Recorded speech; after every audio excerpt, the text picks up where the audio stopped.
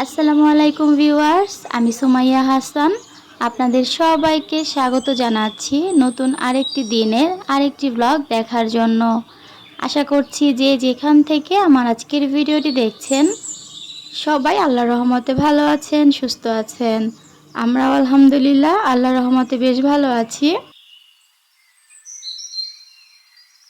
আজকের ভিডিওটা আমি সকালে নাস্তা করার পর থেকে শুরু করেছি। আজকে আসলে বেশ কিছু ক্লিনিংয়ের কাজ করব, তাই সকাল সকাল দেখতে পাচ্ছেন কাজ নিয়ে বসে পড়েছি। এখানে ওয়ার্ড্রোবের ওপরে বেশ এলোমেলো ছিল, সেগুলো একটু গুছিয়ে নিচ্ছি। সেই সাথে আজকে আমার রুমের দুইটা ওয়ার্ড্রোবই বেশ ভালো করে একটু ডিপ ক্লিন করে নিব। সংসারে কাজকর্ম শেয়ার করার পাশাপাশি আজকে আপনাদের সঙ্গে একদম সিম্পল ডিজাইনের এবং খুবই কিউট দুইটা প্লান্টার বানানোর আইডিয়া শেয়ার করব। আশা করি ভিডিও জুড়ে থাকলে আপনাদের কাছে বেশ ভালো লাগবে। যারা ভিডিওটি দেখতে শুরু করেছেন তাদেরকে শুরুতে একটা রিকোয়েস্ট করে নিচ্ছি, ভিডিওটি দেখতে দেখতে কোথাও কোনো অংশ ভালো লেগে গেলে প্লিজ ভিডিওতে একটা লাইক দিয়ে দিবেন। আসলে আপুরা দেখা যায় ভিডিওতে লাইক দিতে একদমই ভুলে যায়, তাই শুরুতেই আজকে মনে করিয়ে দিলাম। তো এখানে ছোট ওয়ার্ড্রোবের উপরে আমি যে ট্রেতে ডেকোরেশন করেছিলাম এই প্রত্যেকটা জিনিসই বেশ ময়লা হয়ে গেছে। এগুলো আজকে একটা একটা করে ক্লিন করছি। সবথেকে বেশি ভালো হতো যদি একদম সব কিছু নামিয়ে ট্রেটাকে পরিষ্কার করতাম, তো সেটা আজকে আর করা হয়নি। ট্রের শুধুমাত্র সাইডগুলো আমি একটু পরিষ্কার করে নিচ্ছি, আর ছোটোখাটো যে জিনিসগুলোর উপর ধুলা জমেছিল সেগুলোই পরিষ্কার করে নিচ্ছি। এই ছোটোখাটো জিনিসগুলো দেখা যায় প্রতিদিন ক্লিন করা হয় না, এগুলো তো একেবারেই ছোট, ওইরকমভাবে চোখেও পড়ে না, আর ক্লিনিংয়ের সময় সেরকম ডিপ ক্লিনও প্রতিদিন করা হয় না। তবে মাঝে মধ্যেই যখন ডিপ ক্লিন করা হয় তখন চেষ্টা করি একটু ভালো করে এগুলো ধুয়ে মুছে রাখতে, তা না হলে কিন্তু এই ধরনের জিনিসগুলো খুব সহজেই নষ্ট হয়ে যায়। সংসারের কাজকর্মগুলো আমার কাছে কিন্তু সবসময় করতে অনেক বেশি ভালো লাগে। আমাকে তো আপনারা যারা শুরু থেকেই চিনেন তারা সবসময় জানেন যে আমি আমার সবসময় ঘরবাড়ি একটু পরিপাটি গুছিয়ে রাখতে পছন্দ করি। এলোমেলো জিনিসটা আমার একেবারেই অপছন্দ। যখন আমি ঢাকার বাসাতে ছিলাম তখন চেষ্টা করেছি পুরো সংসারটাকে একদম পরিপাটি করে রাখতে। এখন যেহেতু আমি শ্বশুর শাশুড়ি সবার সঙ্গে থাকি, তো এখন ওইরকমভাবে দেখা যায় সব সময় তো বাচ্চা নিয়ে সব কিছু করা সম্ভব হয় না। তবে যতটুকু সম্ভব আমি আমার ঘরটাকে গুছিয়ে রাখার চেষ্টা করি। এই ছোট ওয়ার্ড্রোবটা হচ্ছে আমার ননদের, এটাতে বেশ ধুলা পড়ে গিয়েছিল, সেগুলো আমি একটু ডিপ ক্লিন করে নিচ্ছি। তো আমি একটু ভেজা কাপড় দিয়ে এটাকে মুছে নিচ্ছি।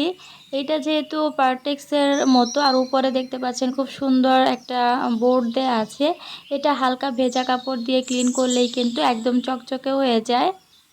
তবে এরকম মালয়েশিয়ান উডের যেই ফার্নিচারগুলো ওগুলো কিন্তু ভেজা কাপড় দিয়ে ক্লিন করলেও অতটা চকচকে লাগে না। এগুলোকে চকচকে রাখার অন্য বেশ কিছু মেডিসিন আছে। তো ফার্নিচার ক্লিনিংয়ের যে মেডিসিনটা আমি ইউজ করি ওইটা শেষ হয়ে গেছে, এই কারণে আজকে শুধুমাত্র ভেজা কাপড় দিয়ে ক্লিন করছি। বেস্ট বাইয়ে গেলে আমি মেডিসিনটা আবারও নিয়ে আসবো। এছাড়া বাসাতে আরেকটা উপাদান আছে যেটা বানিয়ে ফার্নিচারগুলোকে একদম চকচকে করে রাখা যায়, সেটাও আমি বানাতে পারছি না, কারণ ওইটা বানানোর জন্য ভিনেগার দরকার, আর আচার বানাতে গিয়ে ভিনেগারটা একদমই শেষ হয়ে গেছে, যার কারণে ওই মেডিসিনটাও আমি আর ইউজ করতে পারছি না। তো দেখতেই পাচ্ছেন আমার ওয়ার্ড্রোবটা কিন্তু একদমই ফ্যাকাশে হয়ে গেছে, কারণ আমি বেশ অনেক দিন হয়েছে এটাতে কোনো রকমের কোনো মেডিসিন দিচ্ছি না, জাস্ট হালকা হাতে সবসময় মুছে রাখি, এ কারণে কালারটা একদম ফ্যাকাশে হয়ে গেছে। তো তেল আর ভিনেগারের যে মিশ্রণটা আমি আমার ফার্নিচারে দিই ওইটা দিলে কিন্তু ফার্নিচার একদম চকচকে হয়ে যায়, মনে হয় যেন নতুন কিনে এনেছি। তো অনেক মাস হয়েছে ওইটা আমি আমার ফার্নিচারে ব্যবহার করছি না। তো ইনশাল্লাহ খুব তাড়াতাড়ি ব্যবহার করব, আর ওইটার অনেক বেশি উপকারিতা আছে, আমি অনেক আগেই আপনাদের সঙ্গে ওইটা শেয়ার করেছিলাম। তো ওই জিনিসগুলো ক্লিন করে এখানে আমি আমার খাটটাও ভালো করে একটু ক্লিন করে নিচ্ছি। আর খাটের এই ভেতরের নকশাগুলোর মধ্যে একদম ধুলা জমে সাদা হয়ে থাকে, এগুলো প্রতিদিন আসলে হাত দিয়ে এরকম ঘষে ঘষে ক্লিন করা কিন্তু সম্ভব হয় না। আমার রুমের মোটামুটি সব কিছু আমি ভালো করে ক্লিন করে নিয়েছি। আর এখন হচ্ছে ফ্রিজটাও একটু ভালো করে মুছে নিচ্ছি। এটাতেও দেখলাম যে বেশ একটু ময়লা ময়লাই মনে হচ্ছে। যারা ভিডিও শুরু থেকে এই পর্যন্ত আমার সঙ্গে আছেন তাদের সবাইকে জানাচ্ছি অসংখ্য ধন্যবাদ। এই পর্যন্ত দেখার পর যদি আমার ভিডিওটি ভালো লেগে যায় বা পরবর্তীতে আমার ভিডিও দেখার আগ্রহ জন্মায়, তাহলে অনুরোধ করব আমার চ্যানেলটিকে সাবস্ক্রাইব করে আমার সঙ্গেই থেকে যাবেন। যারা অলরেডি আমার চ্যানেলটি সাবস্ক্রাইব করে প্রতিনিয়ত আমাকে সাপোর্ট করে যাচ্ছেন তাদের সবাইকে জানাচ্ছি অসংখ্য ধন্যবাদ। তো এখানে রান্নাঘরের পাশে যে র্যাকটা আছে এটাও আমি ভালো করে একটু ক্লিন করে নিচ্ছি। এটা মোটামুটি বেশ ময়লা হয়েছে, এটা আসলে একটু ডিপ ক্লিন করা দরকার। আজকে আর ওরকমভাবে একদম সাবান দিয়ে ঘষে পরিষ্কার করছি না, শুধু ভেজা কাপড় দিয়ে ক্লিন করে নিচ্ছি। তো সেই সাথে আমি জারগুলো ভালো করে একটু মুছে নিচ্ছি। আর এখানে দেখতে পাচ্ছেন বেশ কিছু জার খালি আছে, এগুলো এখন আপাতত দরকার নেই, এ কারণে খালি রেখেছি। পরবর্তীতে যখন জিনিস আনা হবে তখন আবার রিফিল করে নিব। তো খালি জারগুলো যদি এরকম একদম ধোয়া মোছা থাকে তাহলে যে কোনো জিনিস খুব সহজেই রিফিল করে নেওয়া যায়।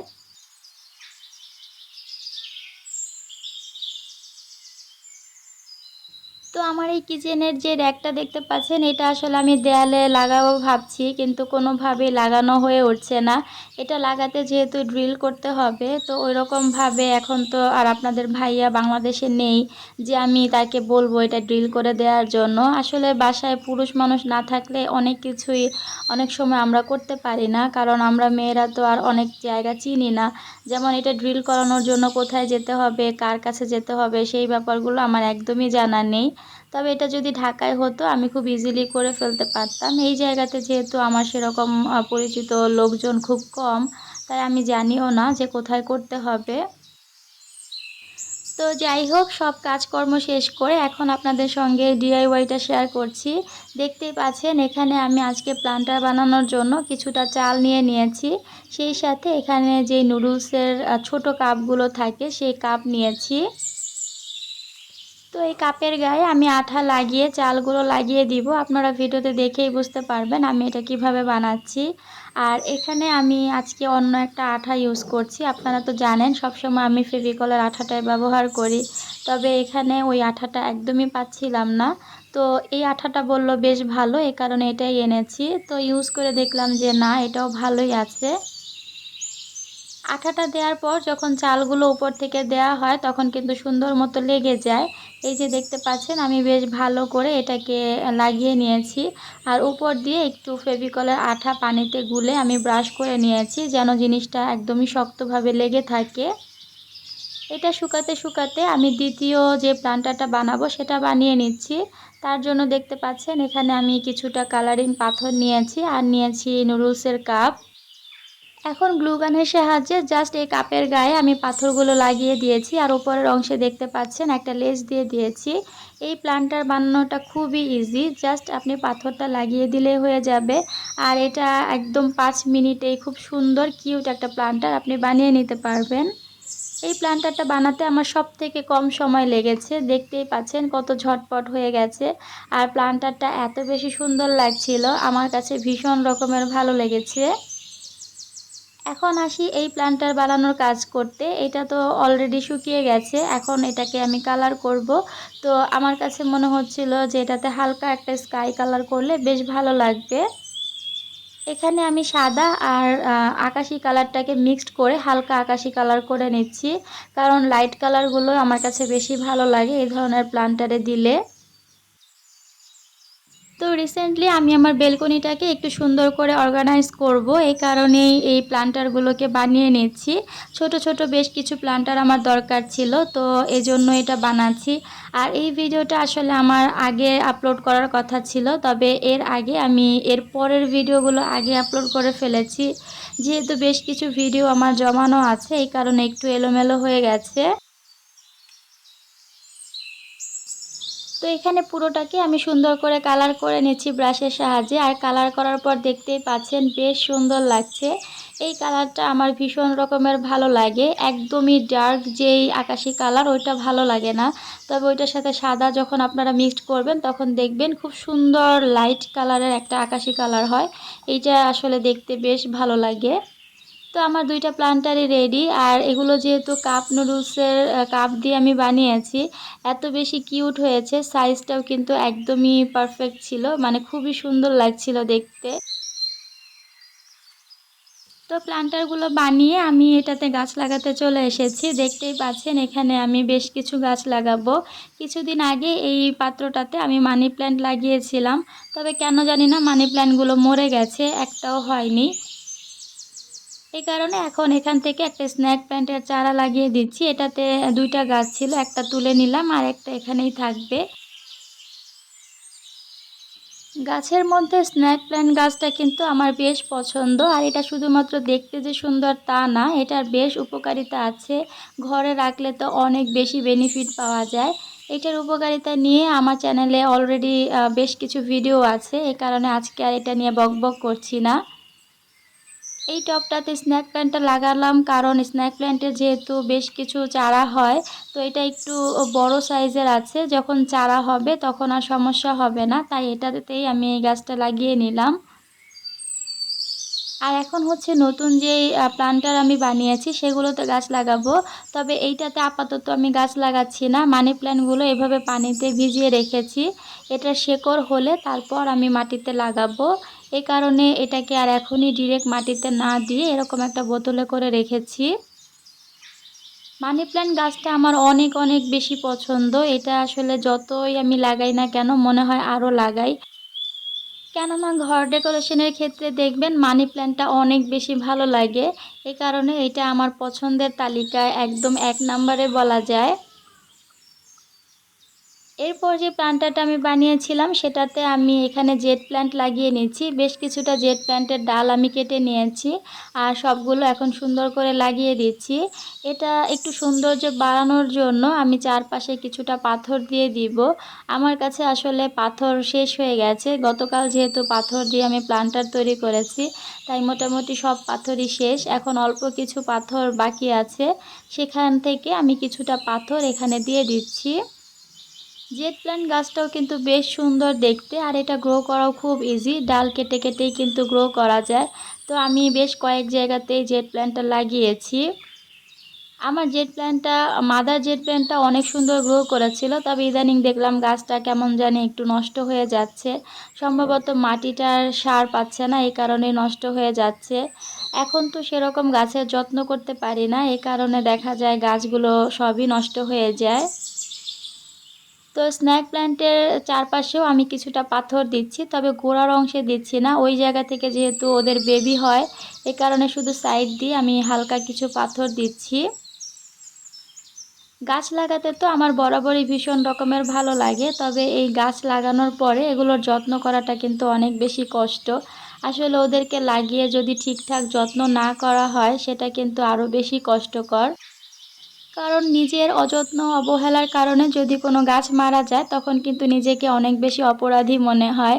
তো এই কারণেই দেখা যায় যে গাছ লাগানোর ক্ষেত্রে এখন আমি অনেকটাই কমিয়ে দিয়েছি। আগের মতো আর বেলকনি ভরা গাছ নেই। তো গাছ লাগানো শেষ হয়ে গেছে, এখন এই যে র্যাকটা এইটা আমি একটু খালি করে নিয়েছি, ভালো করে মুছে গাছগুলো আপাতত এখানেই রাখছি। আমি যেহেতু বেলকনিটাকে একটু নতুন করে সাজাবো, তাই ওইরকমভাবে এখন আর সাজাচ্ছি না, শুধু এখানটাতে একটু সুন্দর করে রেখে দিচ্ছি। বেলকনি সাজানোর জন্য আসলে অনেক জিনিসের দরকার হবে, এই কারণে আমি বেলকনি ডেকোরেশনের ভিডিওটা বেশ লেট করে দিচ্ছি। আপনারা সবাই আসলে বেলকনি ডেকোরেশনের ভিডিওগুলো বেশ পছন্দ করেন, তবে সেটা দেওয়ার জন্য অনেক বেশি সময়ের দরকার হয়। আর এখন তো সব কিছু ওইরকমভাবে আমি একটানা করতে পারি না, একটু একটু করে করতে হয়। তবে ইনশাল্লাহ খুব তাড়াতাড়ি আমি ডেকোরেশন ভিডিও আপনাদের সঙ্গে শেয়ার করব, আর আশা করি আপনাদের ওই ভিডিওটাও বেশ ভালো লাগবে। তো সেই পর্যন্ত সবাইকে রিকোয়েস্ট করব আমার চ্যানেলের সঙ্গেই থাকবেন। তো সাজানোর পর কিন্তু বেশ ভালোই লাগছিল, র্যাকটা দেখতে আমার কাছে অনেক বেশি ভালো লাগছে। আমার খুব প্রিয় একজন আপু আমাকে বলেছিল যে র্যাকটা বেলকনিতে নষ্ট হয়ে যাবে বৃষ্টির পানিতে।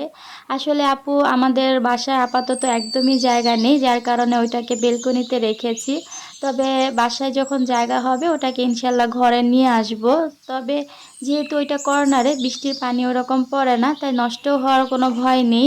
তো যাই হোক, আজ আর বাড়াচ্ছি না, এখানেই বিদায় নিচ্ছি। সবাই ভালো থাকবেন, সুস্থ থাকবেন। আল্লাহ হাফেজ।